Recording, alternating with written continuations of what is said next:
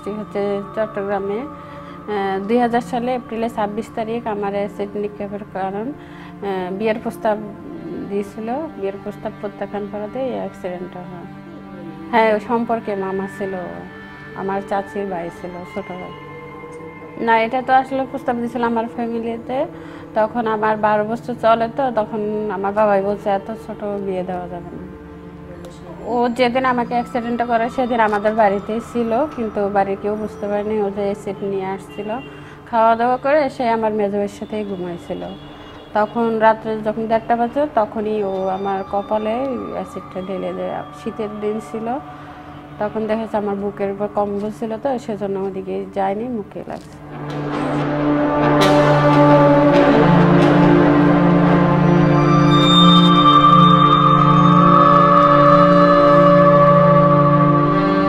যখন মুখে ঢালছিল তখন মনে হচ্ছিল কি মুখে গরম পানি পড়ছে, এরকম অনেক জ্বালা করতেছিল, আমি চিৎকার করতেছি। আমার ভাবি ছিল সাথে, ও যখন আমাকে জড়ায় ধরছে কম্বল দিয়ে, তখন ওরও লাগছিল, ওর ডাইন হাতে আর ডাইন পায়ে লাগছে। ওর বেশি একটা হয়নি, কিন্তু আমার বেশি। সকালে নেওয়া হয়েছে, কিন্তু সাথে সাথে নেওয়া হয়নি। সারা রাত অনেক জ্বালা করছিল। আমি পানি চাইছিলাম, কেউ পানি দেয়নি। ওরা বলছিল কি পানি দিলে হয়তো এটা ফোসকা পড়ে অনেক সমস্যা হতে পারে। যখন আমাদের সদর হাসপাতালে নেওয়া হয়েছে, ওখানে আমাকে ভর্তি করেনি। ওরা বলছে এটা আমরা চিকিৎসা করতে পারবো না, চিটাং মেডিকেলে নিয়ে যান। তখন চিটাং মেডিকেলে 7 দিন ছিলাম। ওখানে ডাক্তাররা শুধু স্যালাইনের পানি দিয়ে মুখ পরিষ্কার করছে, এরপর থেকে কোনো ওষুধ দেয়নি ওরা। ওখানে থাকার পরে আমার বড় বোন ঢাকায় থাকতো, ও গেছে। ও বলছে এখানে যেহেতু চিকিৎসা হচ্ছে না, এমনি ভর্তি করায় রেখে দিচ্ছে, তাহলে আমরা ঢাকা মেডিকেলে নিয়ে যাই। ওরা ঢাকা মেডিকেলে নিয়ে আসে। নিয়ে আসার পরে এইচএফে, তখন পুতুলাবা কাজ করতো ওখানে, ওনার সাথে দেখা হয়। উনি তারপরে এইচএফে নিয়ে আসে। 6 মাসের মতোই ছিলাম চিকিৎসা।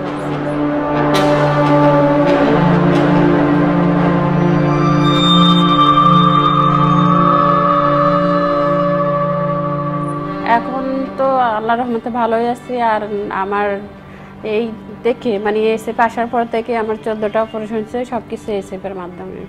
ভবিষ্যতের চিন্তা বলতে আমার এটাই আছে যে আমার 2টা সন্তান আছে, ওদেরকে আমি ভালোভাবে পড়াশোনা করাই মানুষের মতো মানুষ করতে চাই, আর যেভাবে আছি ভালোভাবে থাকতে চাই। আসামির আমার 33 বছরের রায় হয়েছে 2009-এ, সেটা হয়েছে নভেম্বরের 30 তারিখে। আর আসামি প্রথম অবস্থায় যখন রায় হচ্ছিল তখন ধরা পড়ছিল, ও নিজের ইচ্ছায় ধরা দিছে। এর আগে 3 বছর কাটছে, এখন জেলে আছে।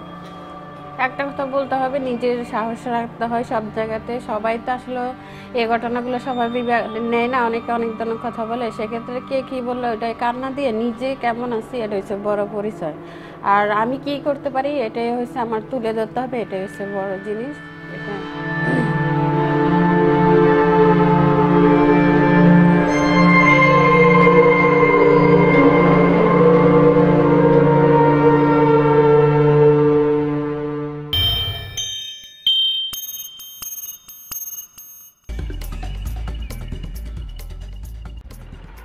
আরে প্রীতি, তোমার কলেজে দেরি হয়ে গেছে তো, তুমি এখনো রাস্তায়?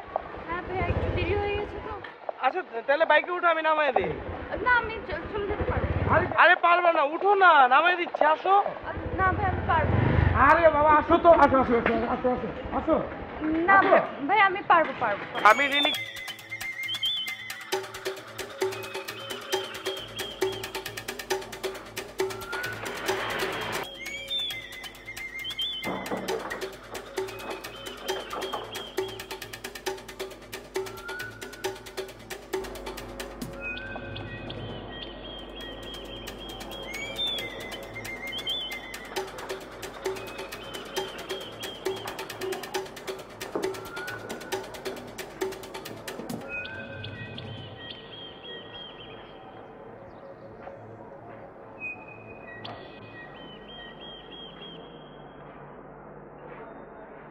শুনো,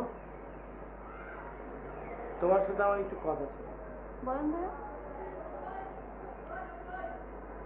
তুমি অনেক সুন্দর, বিশ্বাস করো।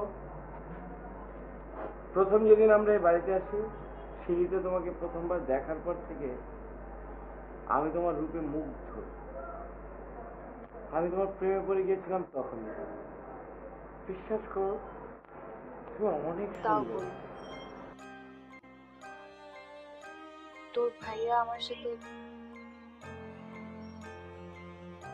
খুব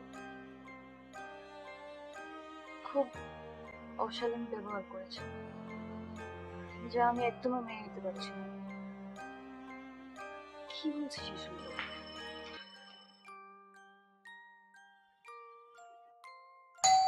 একটু দেখতো কে আসছে।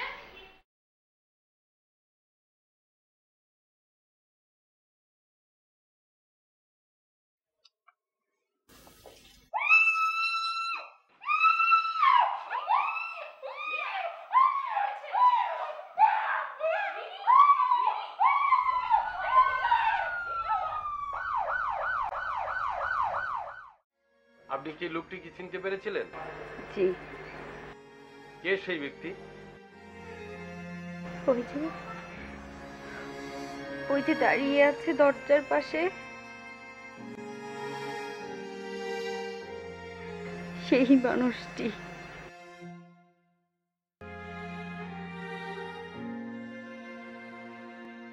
কে হয় আপনার?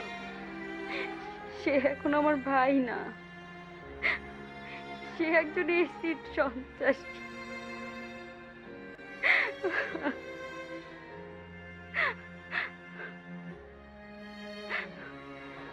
আমার বান্ধবীর মুখ ঝলসাতে গিয়ে সে আমার মুখ ঝলসে দিচ্ছে।